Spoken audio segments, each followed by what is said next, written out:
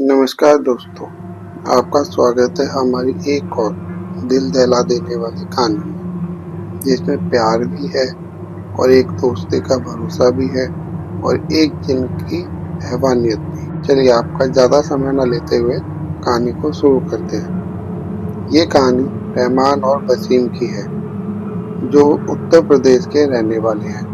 रहमान और वसीम बचपन से ही बहुत अच्छे दोस्त हैं और वो अपनी हर एक बात एक दूसरे से शेयर करते हैं। जब वो कॉलेज में गए थे तब वसीम की सगाई हो गई थी, जिसका नाम रेशमा था। वसीम रेशमा से बहुत प्यार करता था और वो दोनों रात भर मोबाइल पर बातें करते रहते थे। एक दिन की बात है, उसने रहमान को बताया कि वसीम अपनी मंगेतर से रात को बात कर रहा था।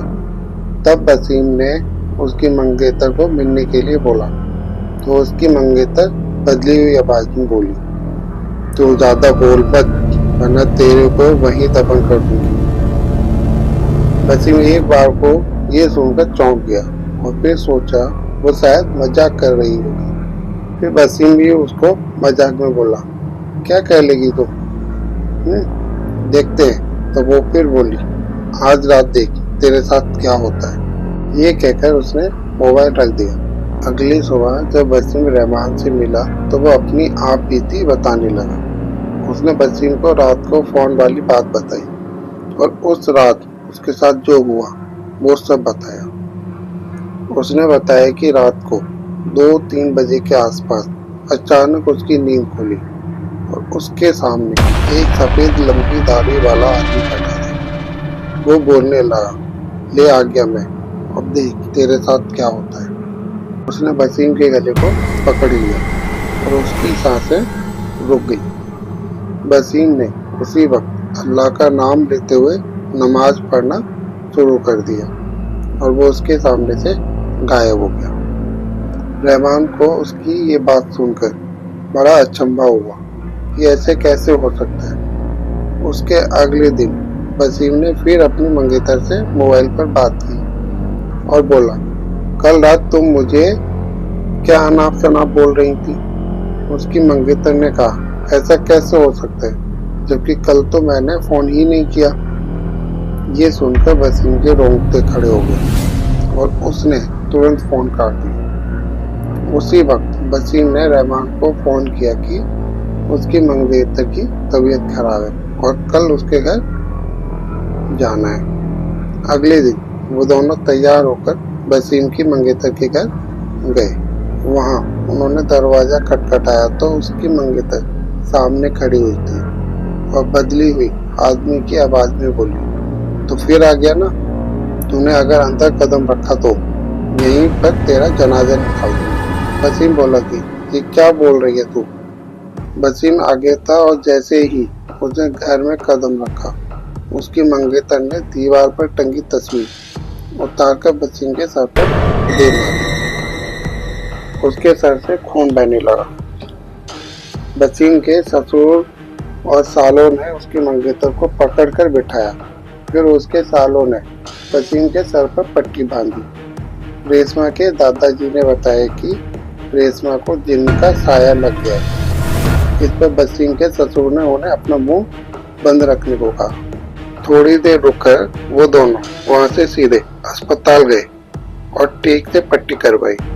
उसके अगले ही दिन रहमान को वसीम का फोन आया कि रेशमा की तबीयत बहुत खराब है और वो अस्पताल में भर्ती है। वसीम ने बाइक निकाली और वो दोनों जल्दी अस्पताल पहुंचे। वहां पर पहुंचते ही उन दोनों ने डॉक्टर से रेशमा की हालत पूछी तो उन्होंने बताया कि उसकी हालत बहुत नाजुक है, कोई असली बीमारी का पता नहीं चल पा रहा है और उसके घर वालों को डॉक्टर ने रेशमा को घर ले जाने को कहा। सभी हैरान थे कि ऐसी क्या बीमारी है जिसका इलाज डॉक्टर के पास भी नहीं है। फिर उसके घर वाले रेशमा को घर ले गए। रेशमा ने वसीम को बुलाया और कहा कि मैं अब ज्यादा दिन जिंदा नहीं रह पाऊंगी और तुम किसी अच्छी लड़की से शादी कर लेना। ये सुनकर वसीम की आंखों में आंसू आ गए और बोलने लगा, कि मैं तुम्हें मरने नहीं दूंगा। फिर रेशमा के दादाजी ने उसको पास ही के पीर बाबा के पास ले जाने को कहा। हम उसको पीर बाबा के पास ले गए और पीर बाबा ने बताया कि इसको एक बुरे जिन ने जकड़ लिया है, जिसकी वजह से वो इसके शरीर को नुकसान पहुंचा रहा है। अब बहुत देर हो गई है। पीर बाबा ने बताया कि इसका एक ही इलाज है। यहाँ से 80 किलोमीटर दूर एक दरगाह है, वहाँ इसका इलाज हो सकता है। और बाबा ने बताया कि इसके साथ वही इंसान जाएगा जिसे वो सबसे ज्यादा चाहती है। वसीम ने कहा कि मैं चला जाऊंगा, मुझे बाइक भी चलानी आती है। रात के 3 बजे वसीम और रेशमा दोनों बाइक पर निकल पड़े, लेकिन आधे घंटे बाद किसी का फोन आया कि वसीम और रेशमा दोनों एक्सीडेंट में मारे गए। ये सुनकर रहमान का रो रो कर बुरा हाल हो गया था। रहमान का सबसे करीबी दोस्त अब इस दुनिया में नहीं रहा। दोस्तों, उन दोनों की मौत वो जिन्ने की थी या कोई और बात थी, कमेंट करके जरूर बताना। और कहानी अच्छी लगी हो तो लाइक करके अपने दोस्तों को जरूर शेयर करना।